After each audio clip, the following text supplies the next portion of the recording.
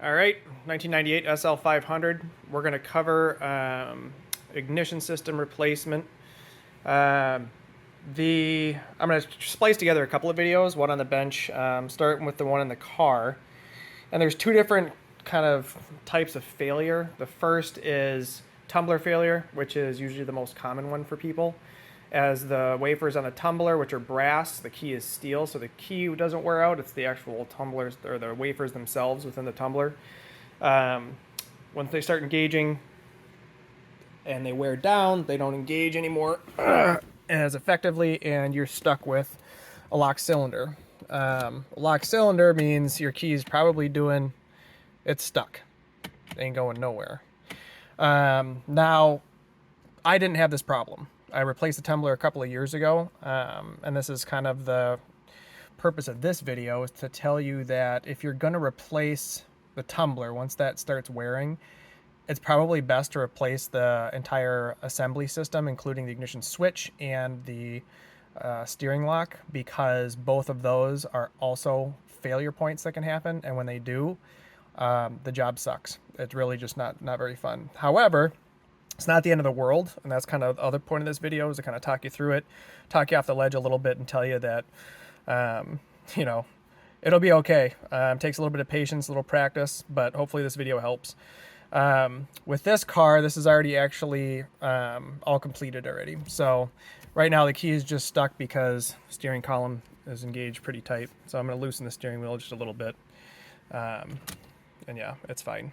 Battery's out right now, so you hear the steering lock engaged. So everything's fixed on this car. So I'm going to discuss my scenario with ignition tumbler failure. That's going to be a separate. The front end's going to be separate because you're going to have to drill through all of this. And other guys are probably going to be more experienced on the best ways to do that. I know that a lot of people have, and what the best approach might be probably varies and differs. But this is more towards the back end, which is the switch and the steering column. So this is going to be assuming that you're able to get the tumbler or the key turning, right? So with this failure, what ended up happening is the car would fire up, it would start, key could turn fully fine, but the steering would never become unlocked, which means there's a failure within either the steering column lock or the ignition switch itself. One of the two, and I'm honestly not 100% sure as to what failed. Even after replacing it, I had to cut mine out, but I'm 95% sure that it was the actual steering column lock. But I've also heard more frequently that the actual ignition switch itself fails because there's a little bit more complexity to the plastics and the gears inside of there. But again, I'll leave it to other people to comment on, what their failure points were, especially other techs that work on these cars a lot more frequently. But let's just say that's the case. First, I'm going to show you how to get this out, because even that can be finicky and take time to try to sort through a bunch of videos, because they made essentially over the course of the 129 6 different generations, I believe, of lock, and those kind of swap between the 202 chassis, the 140 chassis, the 210 chassis. So they're all, they all have similarities and stuff, but as the years go by, little nuances change, and even those nuances can be a pain in the ass to work through. So 1998, this will probably be similar to maybe 97, but I don't believe the collars on the 96 are going to be the same, but a lot of the back end's going to be the same, right? That's just an example. So in order to get this off, the first thing that's going to have to come off is the transponder. Transponder is a chrome ring here. So this has a wire attached to it. If you look up just the parts on eBay, look up R129 transponder, and you'll see the wire that attaches to this. So to get it out, you don't want to be doing too much twisting of it. It actually has 4 clips that kind of clamp around the cylinder itself, the face of the cylinder here, which I'll show you on the bench. But essentially, this pulls straight out. Like I said, give it there's a little bit of play here, but like I said, don't do too much twisting because there is a wire in there, and if you twist that too much, you damage the wire, you're going to replace the transponder, because you can't just replace the wire. It's all kind of fused together. So once this pulls out, you'll be able to pop that out. Be careful with it. It'll be hanging because the wire just, you know, like I said, it's all attached and it goes through into the dash underneath the car. Let that hang. The second piece that a lot of people, you know, neglect to mention is that the actual shoulder for the 98 anyways, 97 I believe too, has to come out as well. And the shoulder is directly behind it. This collar, this ring here, so you can see it. And the reason why that has to come out is because you're not going to be able to get the ignition switch out with that installed. That's how tight the clearances are. Like I said, this system is extremely finicky to work on. Once you understand it and figure it out, it's not too bad. But it's beyond overly engineered and it's super finicky. So to get the shoulder out, this is screw fit. So you can grab it. Once this is off, you'll have more access to it. You can grab it counterclockwise, screw it, and you'll feel it kind of loosen up a little bit. With mine, I unscrewed it a little bit, then I just kind of yanked it a few times and it kind of popped free of the threads, which my guess is that's the case. I don't know if it'll completely unscrew before it kind of pops out, right? So either way, that's interior of the car. Those are the first two kind of key steps that need to be out of the way before you proceed doing any of the rest of the disassembly and obviously the fun cutting that's going to go along this with this repair. So I'm going to head back to the bench now and I'll show you kind of the steps afterwards of how to get your tumbler out, because again, this is assuming that the ignition, you can still turn it, right? Even with some people that have stuck keys, as long as you can get the key to position 1, you're good. That means that you'll be able to at least get a leg up and not have to drill this way, right? You don't have to drill this way. The only drilling or cutting you might need to do is on the steering lock itself, which if done properly with the right tools, it can be a bitch if you're not approaching it the right way, but if you are, it's manageable, right? You can do it with a little bit of patience. So I'm gonna head back to the bench and kind of pick up where this video leaves off in terms of removing the actual collar from the tumbler assembly, which pulls the tumbler out. One other note, to do all of this work, you cannot use flip blades because the casing is going to be too wide. When this goes over like this, it blocks everything that you're going to need to work on in here. So you're going to need the valet key for all this work. Or, you know, some people have had modified keys where if they have a busted one of these, they'll actually just part it out and keep the blade and just kind of use a wrench to kind of turn it around as they need it. That also obviously works too, but just know that if you're trying to get your car into position 1, right, let's say your tumbler is a little bit stuck and you're trying to free it, don't try to free it with this key, because if you do, you're going to be screwed anyways, because this key won't allow you to access the shoulder and things like that behind it. At least not effectively anyways. Like I said, you might be able to get that face collar off. I'll show you once we get on the bench of how tight the clearances are to get this, you know, kind of shoulder out that holds the actual tumbler into the ignition switch. But avoid using these valet key, master key, a square key, or a modified cut version of this. So, okay, head back to the bench and then we'll pick it up in a minute. Thanks. All right, now that we're back on the bench, I'm going to kind of show you the first / next steps, which is getting the tumbler out of the ignition switch itself. This one does have the master key in it, which is good because I'll show you how, you know, the accessibility works with this. But this is the collar. So the collar on 98s, I said, I believe 97s probably have a similar design.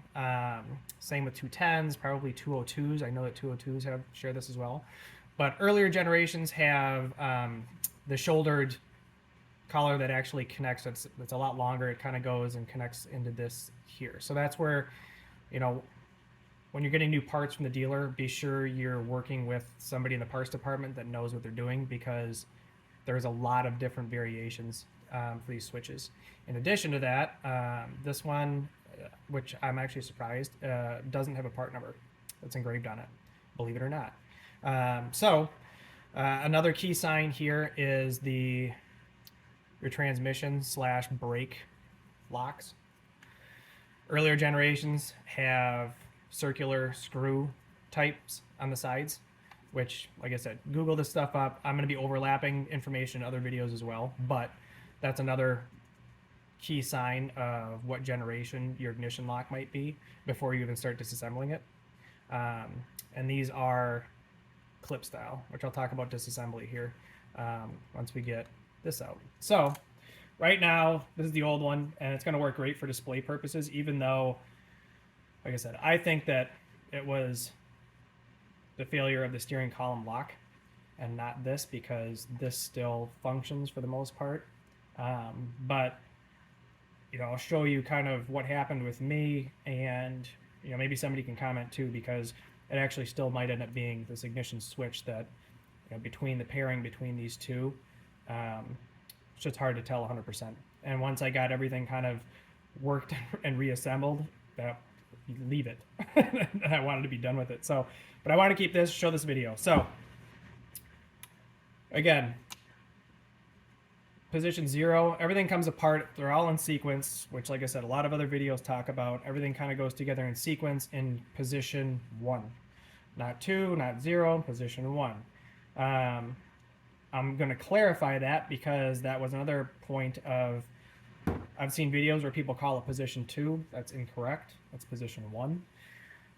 It's position 1 based on the owner's manual, right? So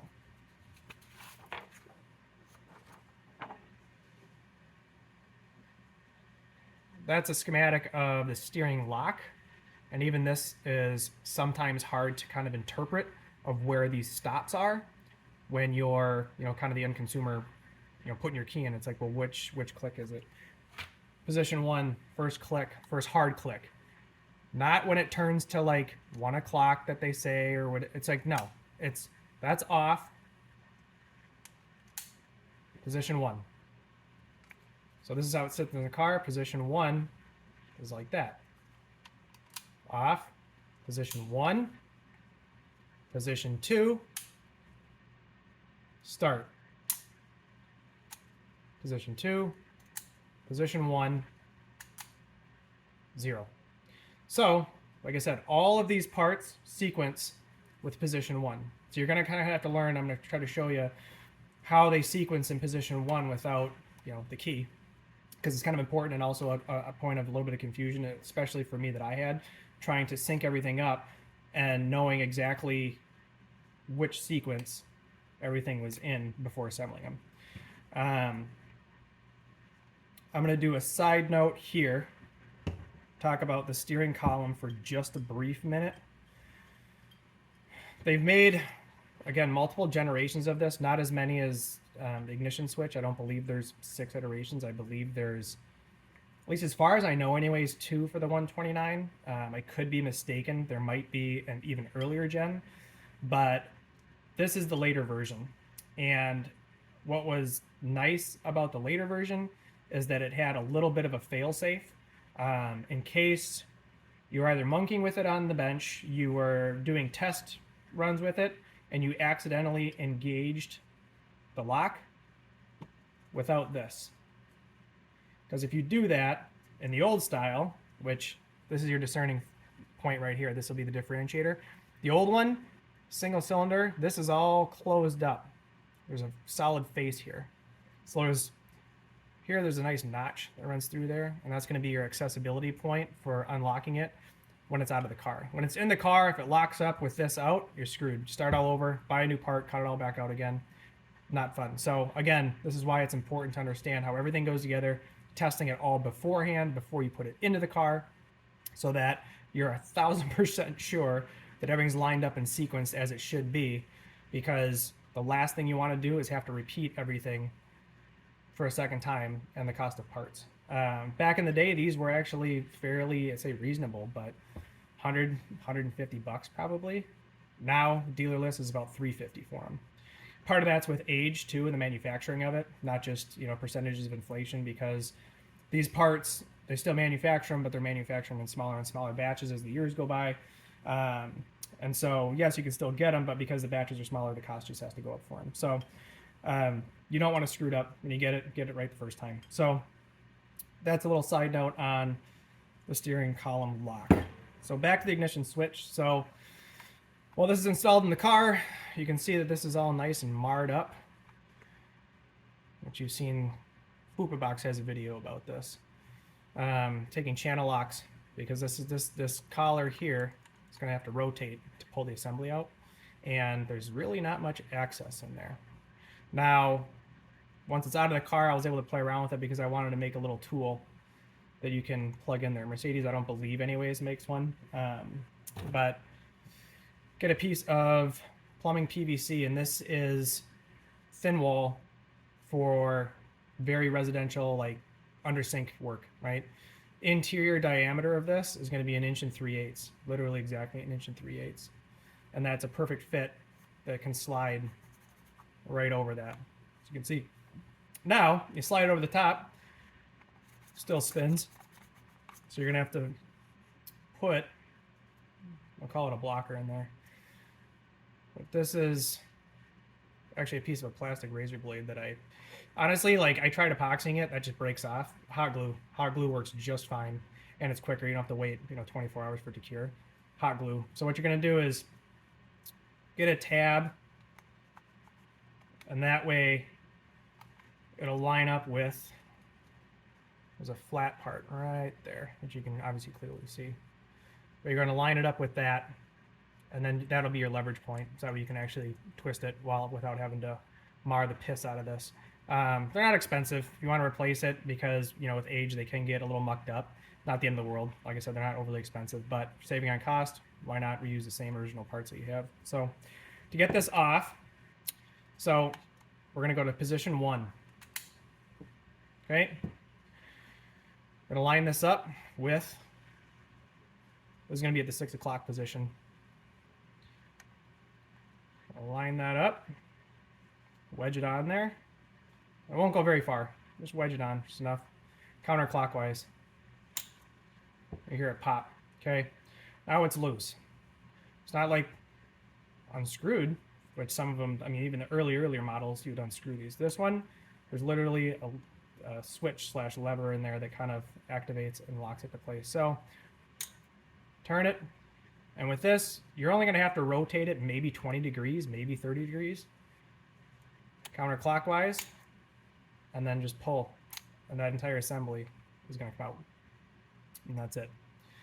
So it seems simple and straightforward. It's probably going to be a little bit more finicky. It might be a little more stuck, just because if it's original to the car, 25 years plus, you might have a little bit more issues. With this one, it's been taken on and off quite a few times for trial and error. But either way, that's technically how it works. So now that we have that, pull the key out. Like I said, I'm working with the master key, because like I said, this worked for my repair. Small enough that you can get that collar over. You can see that obviously with a flip blade, that's not going to fit. It's going to bank up to the top there, and you're not going to have access to it. This is the engaging switch. It's actually here on the top. So if you look inside the cylinder, especially after you get it out, you'll see that there is which it's going to be tough to see, but I'll try to capture as much of this as I possibly can. There's going to be a squared notch groove in there, right? And that's what locks it into place. Nothing else. There's nothing else in there. No other position points. Even when you mount it back up, you'll be able to rotate it a lot, and then it'll lock into place once it finds that right position on there. This only depresses when the key's in position 1. Shocker. That's what keeps it all locked in. So if your key isn't in that, it ain't going anywhere. This will stay locked and it'll be locked into place. So this is how that assembly and that face comes apart. So with that being apart, you can kind of look at the tumbler. You can see the notches that line up there. One's a little bit wider. The ones on the outer perimeter a little bit wider than the other. And that lines up to the interior, which you'll be able to see. And that's how reassembly is going to go, which I'll cover later. But essentially that's what you're going to do. Line it up while everything's kind of assembled with the collar and the key, and then very carefully push it in. And that's going to take a little bit of practice, and I'll demonstrate how difficult that can kind of be just to get everything and the wafers down. So anyways, tumbler's out, assuming this is all still engaged in the car. Now, the disassembly from the switch from the steering lock housing itself. Your push tabs here. This is how they come apart. Clip on there, come apart. These won't be able to disengage unless this is in position 1. Hence, if your key's stuck and you can't get it to position 1, you're not even going to be able to get these apart without obviously heavy cutting. So, again, if your tumbler is stuck, do everything in your power to try to get that thing to position 1, because it's going to save you a lot more work. So now that this is in position 1, you should be able to get into the car with push tab and pin. And honestly, what you're going to do is probably push in on 1 to disengage it. And then with the other one, get a pick in there and kind of pop it back out. They have a tool. You know, you can fashion these. This one's obviously a little bit wider, a little bit bigger and beefier, that you can kind of clamp onto there if you want to. Which I believe this is probably more relevant when you have steering column and more access out, which I've seen some people have to do that. I'm not sure. The 140 you might have to actually take the entire, drop the steering column down. I'm not 100% sure. This is for a 129. You do not have to. Don't disassemble any of that stuff.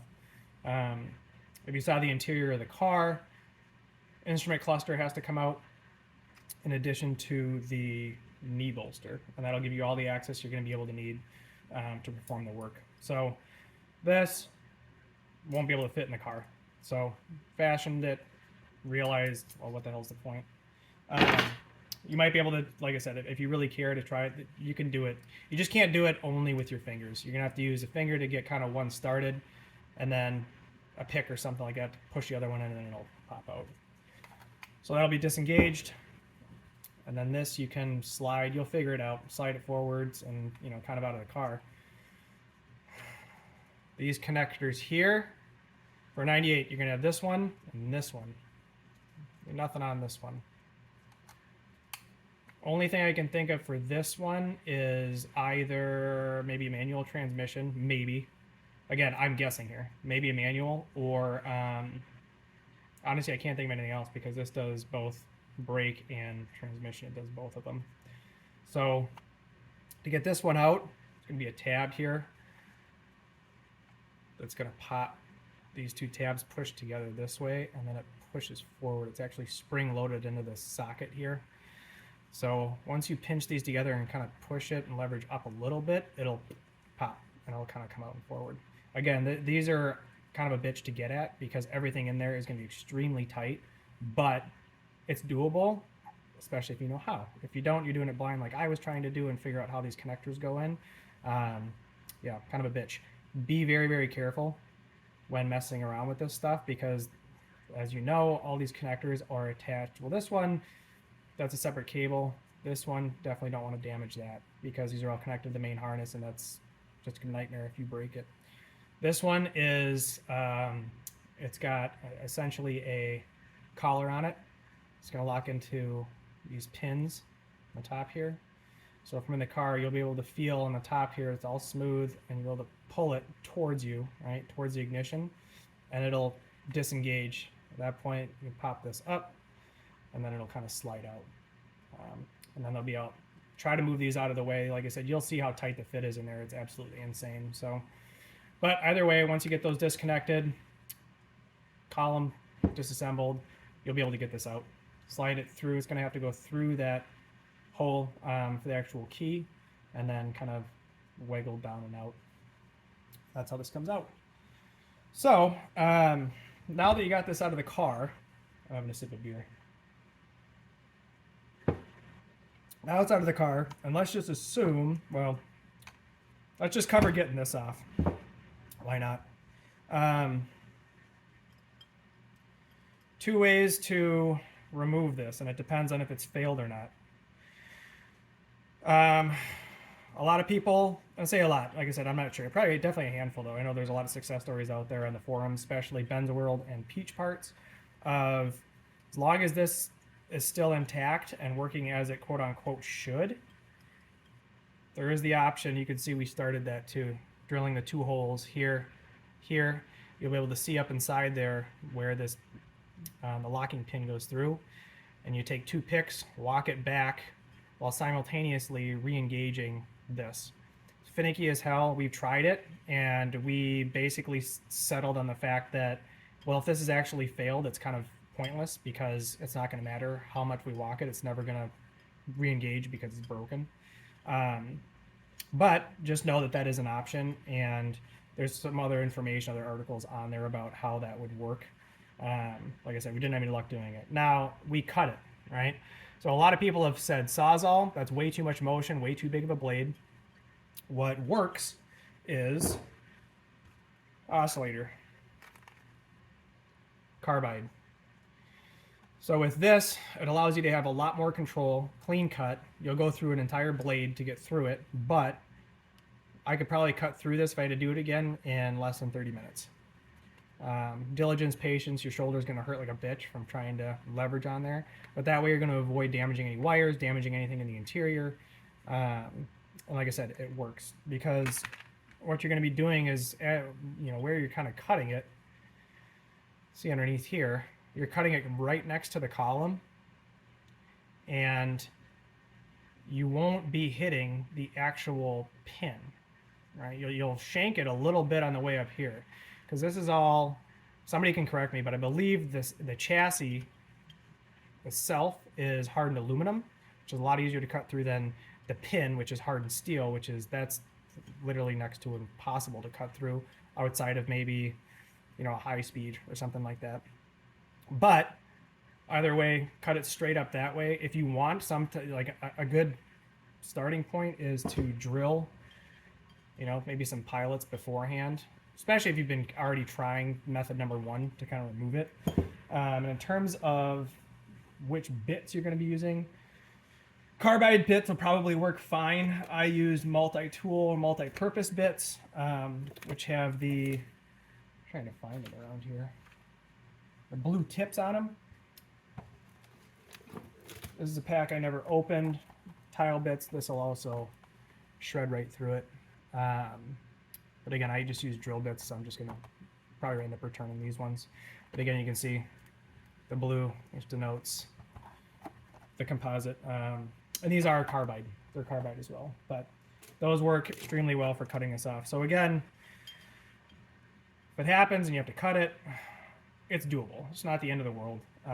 It sucks, but it's reality, and it's better to just keep moving forward than to keep monkeying with something that, I don't know, it was easier for us to just cut it. So either way, cut it, assembly comes off, everything falls apart, and then this just slide out of the column, and then you'll have your assembly.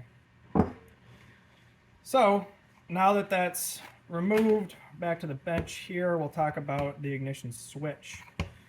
On the older generations, as far as I know anyways, there's another awesome video from a gentleman, I forget his name, but if you Google it, you know, W140 ignition switch, you'll probably be able to pull it up, guy in shop, and his came pre-assembled.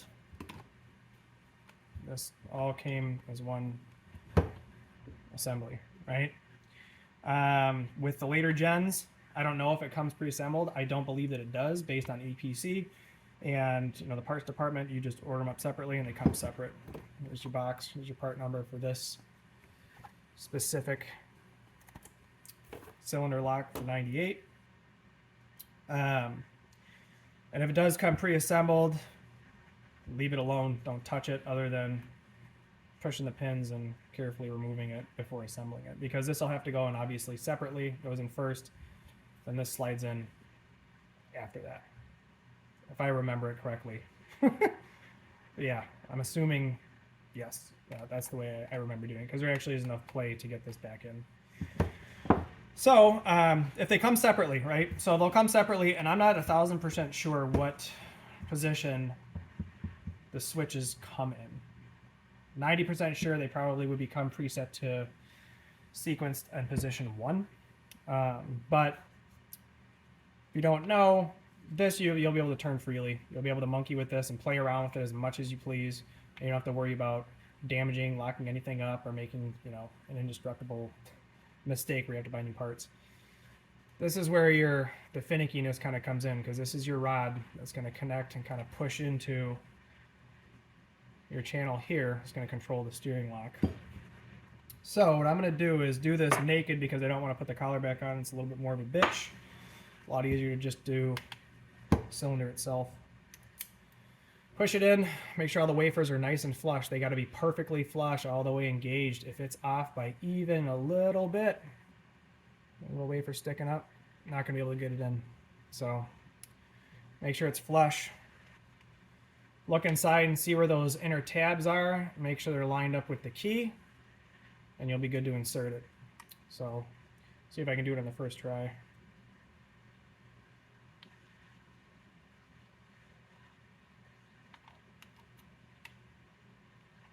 All right, there we go. So it's in. So right now it's in position 1, so I can freely pull this out if I need to. Back to 0. Now it's locked. Completely locked into place. Things are engaged. This is also locked. Won't be able to recess all the way. The collar will be locked on there as well. Back in. Position 1. Position 2.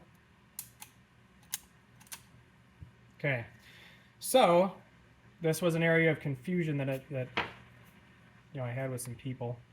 You know, kind of mixed messaging on syncing it to this. This will always come in position 1. You know, that's the rule of thumb. Don't mess with this. Don't. Technically, you can get this unlocked. Like I said, there is an article on the WIS which shows you, you know, with a pick to get it in there, a little bit of engaging. I had this on hand just in case. Never had to play with it, and honestly, I didn't even want to. That was something I just didn't want to play with. I probably should have to show it for demonstration purposes, but there is other videos that I believe show the process of it anyways, of how to re-engage this. But again, it comes in position 1, which looks just like this. Let's get this line back up so you can kind of see it. In position 1. So the gray area that I had was, okay, so seems simple, right? Turn this to position 1, line this up, pop into place. Well,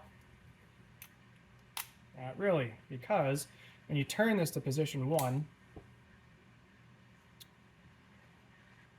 look which way that's facing.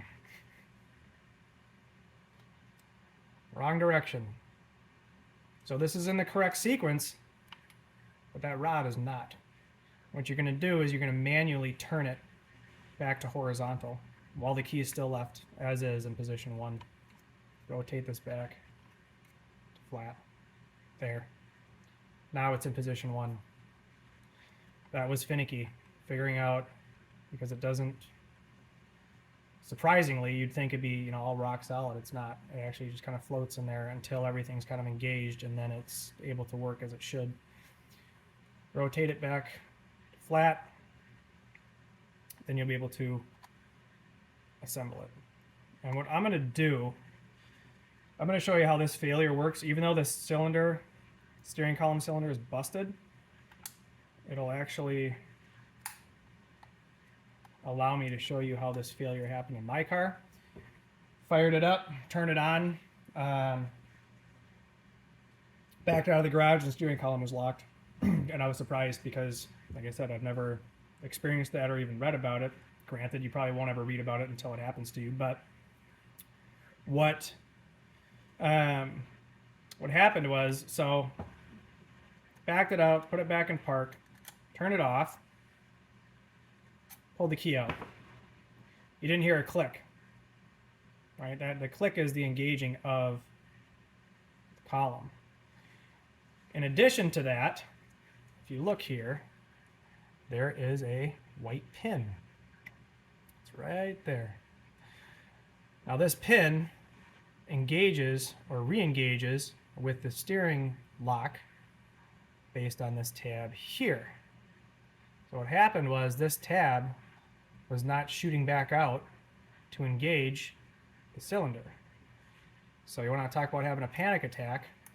Now I couldn't even get the damn key in. Now, with a little bit of force, you'll be able to manage to get it in there, because even though it's pretty firm, it doesn't go in far enough to completely restrict it. If it's down a little bit further than that, you can wedge something in there and kind of finagle it and get your key in there. And I'll just show you. You still get it in. And I think I didn't do that right away because I didn't want to keep jamming at it when I didn't know what the hell was wrong. And then everything, like I said, would still function. So what should happen is when you turn it off and you pull the key out, you should hear a click. What that click is steering lock engaging. And it's kind of funny, I have this in upside down right now. Which engages this push tab here. And you won't be able to access any of this, obviously, while it's in the car. You might be able to, actually, if you can get it. If you've taken the key out, you're not going to be able to access this because the collar will still be on. So you're just going to have to kind of wedge it in there. But with it out, you just take and pull that forward like that and kind of re-engage it manually. And then you'll be able to get the key in without issue. So another little nuance. Again, like I said, these systems are super complex. So that being said, I'm going to put this back into position 1, which should unlock these. And we're going to see, now that it's in upside down, if that's still the case, or if I'm going to have issues getting these off. Hopefully I won't. If I do, then we will just cut. And you'll be able to feel them. They're locked. There you go. Okay, so they're unlocked now. Play around with it. Like I said, this assembly kind of, there's a lot of play in it, especially when it's installed in the car. Obviously, it won't be when it's in the car, but when you're playing around with it. So put it in position 1, and you might have to play with it a little bit to get these pins to kind of disengage. And you'll feel it. You'll be able to push them in and pop them out. So let's push this out. Like I said, push one side out. Get it started, kind of hold it, and go ahead with the other. Let's use this. Push that in, pull it out.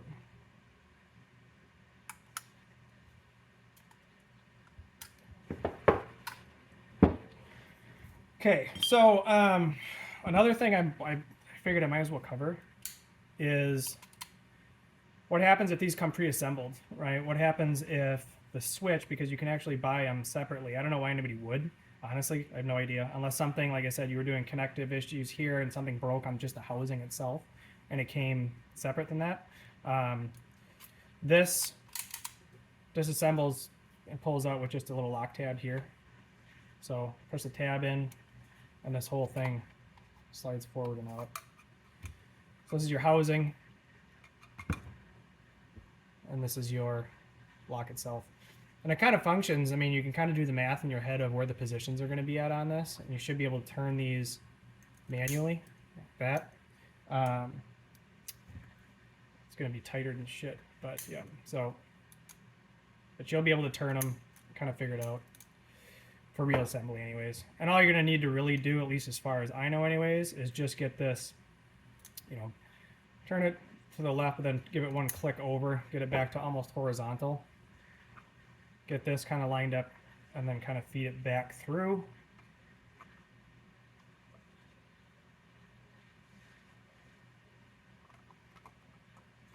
And you'll know, there you go. So get it through there and it'll kind of twist into place. Just like that. And then push it through. And you'll know if it's in the wrong position because right now it's stuck. It's not going any further. There we go. Well, maybe it wasn't the right one. Let's see. Like I said, the systems are finicky. get this back out. Let's put this.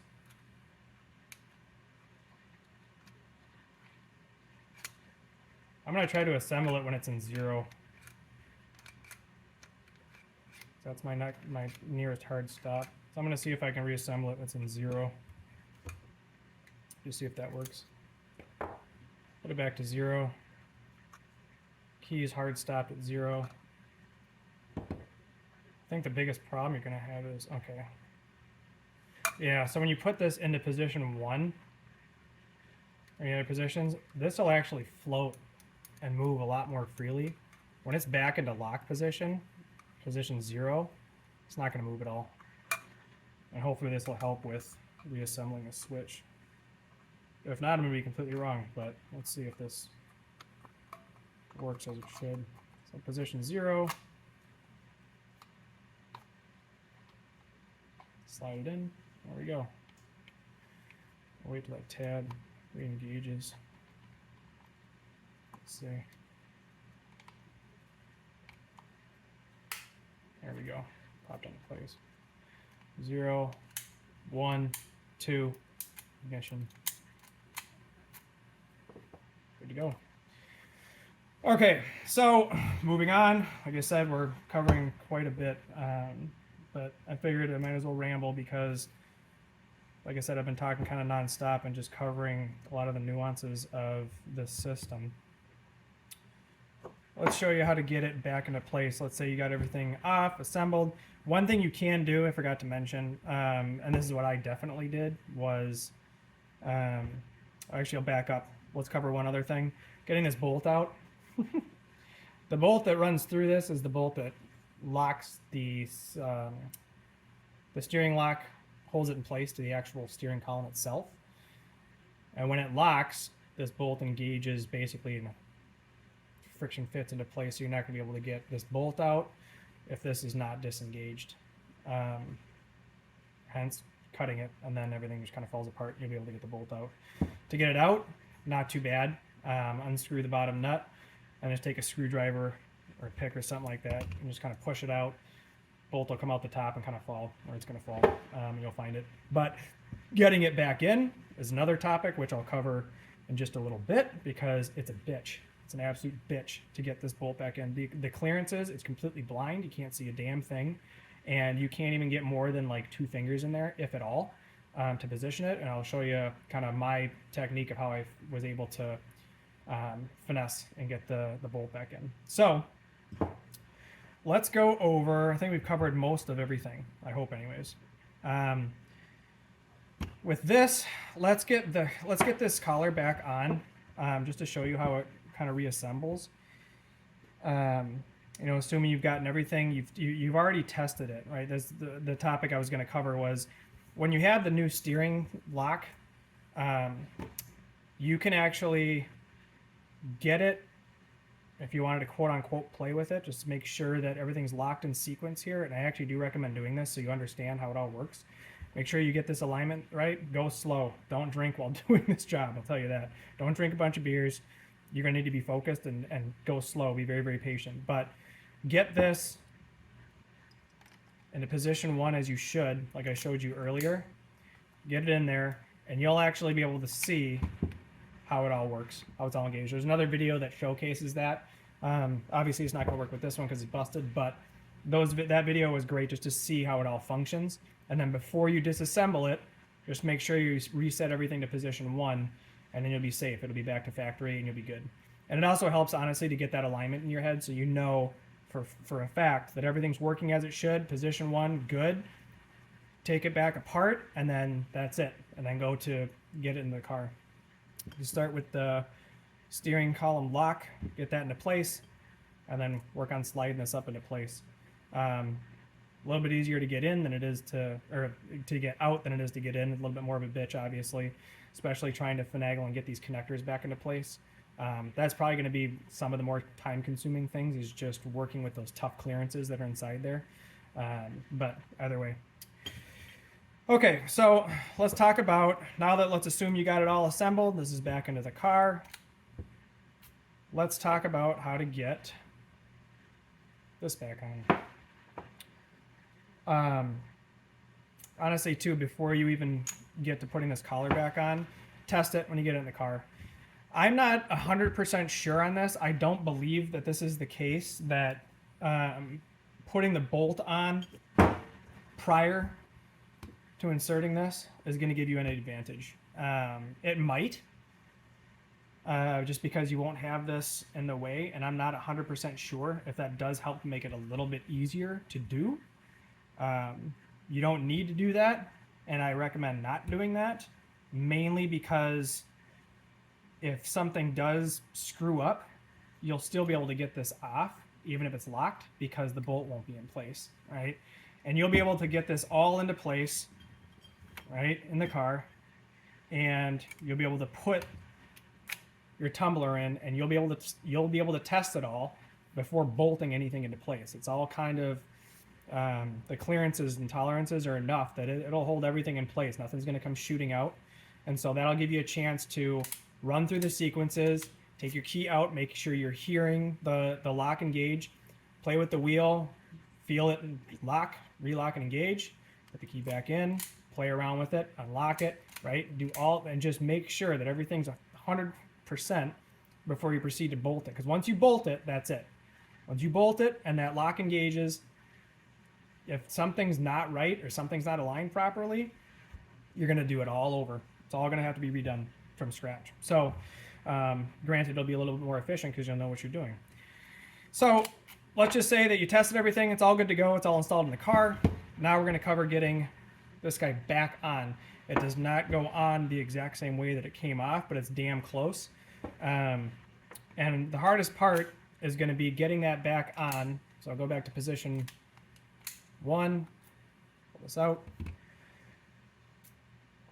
You can take this off, the key off. I mean, I wouldn't recommend leaving it out and just having the tumbler kind of around. These actually, I believe, when they come new, come with a protective sleeve to go over it.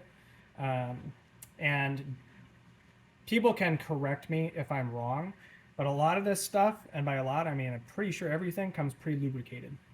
Because you'll be able to see this is going to have kind of a graphite-based lubricant that's in there. Don't start monkeying and putting a bunch of other crap in there, because you don't want to muck anything up. You don't want anything leaching in, because there actually are electronics obviously in here, and that's the last thing that you want.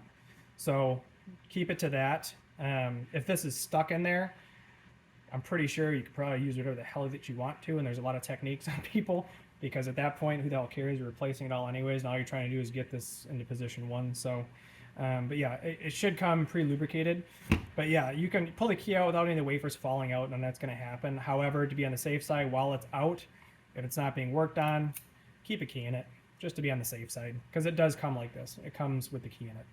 And I think, like I said, Fupa Box had recommended just maybe holding your fingers on there just to be on the safe side before you start taking the key in and out, because you never know.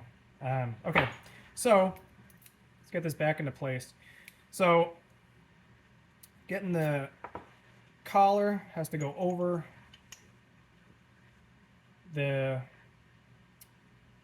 tumbler assembly. From there, the key is going to go through to re-engage the tumbler. And this is how it gets a little bit tricky, because you kind of have to slide these all on in sequence. And if you don't, if this key just budges out even just a fraction of a millimeter, it's going to re-engage some of the wafers. You're going to have to kind of pull it back out, reseat the key, and do it again. So I'm going to try to do this on the first 5 tries, but I'll keep monkeying with it and just show you how finicky it can be. In terms of the position, it's going to be a larger notch on the outer perimeter and a smaller notch. The outer notch is going to be on the left side. If this is in position 1, the larger is going to be on the left side. In addition to that, what I found the best way to reinsert this, you can probably do it, plus or minus a few degrees with this, but you obviously can't put it back into the exact same position with this in place, because it'll hit that locking pin and you won't be able to do it. So it's got to be at least rotated past that point. And what I've done is put it at, essentially line this up, the bottom up with that larger groove.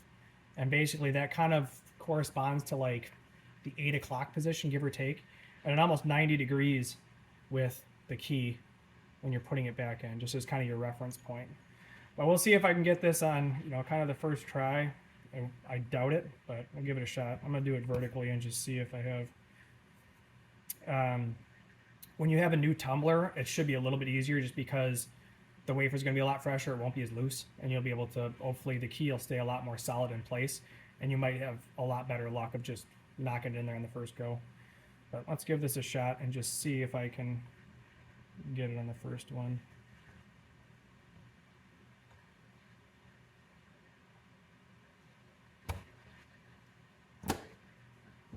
How about that? Got it. So it'll go down into place, flush, and now it's in there and it's not engaged. You can, as far as I know anyways, you can rotate this any direction, but I've always stuck with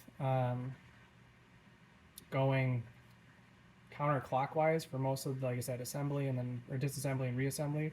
So you just rotate it counterclockwise. While it's in the car, you're gonna, again, you're not gonna have access to a lot of this anymore, and you're gonna have a really, really hard time doing this with your hands. You might be able to if this is dry enough, but my guess is there's gonna be a little bit of oil and residue from the repairs, the grease. Like I said, there's gonna be silicone, grease, 90% sure that's what that is. That's lubricating this, which engages to this, lots of grease. But you can take your part, once it's on there, line it up with the groove here. That'll be a blind. And then I'm going to rotate it counterclockwise, or yeah, counterclockwise, and you hear it engage. And now it's locked into place. So if you wanted to disassemble it like we did, counterclockwise again, it'll pop. And watch, I'm just going to keep rotating it counterclockwise until it re-engages. And you'll hear it. There we go. It's locked. You cannot unlock it going clockwise. That's the way the collar's set up. Counterclockwise only. So that was a hell of a long video, but I hope that that helps a lot of people out there in terms of clarification on what needs to be done, what shouldn't be done, how it all goes together. You know what? Shit, I'm already on, what, 43 freaking minutes? Why not go a little bit further? I'll show you how to sequence this. Because I kind of, again, there's so many touching points, I kind of neglected that. But position one, like I said, back to all the stuff we covered. When you're re-engaging this assembly to this is the only technique that I've used, and I found somebody that, I believe it's in Russian, there's plenty of videos in Russian, that showcases kind of how to reactivate and resync this to this. It's not as simple as putting it together and then it's good. You have to do one extra step, which I totally, completely forgot about. And hopefully people watch this all the way to the end. But when you get this lined up, you're going to connect it. And it's going to be, so it's going to be in position one, right?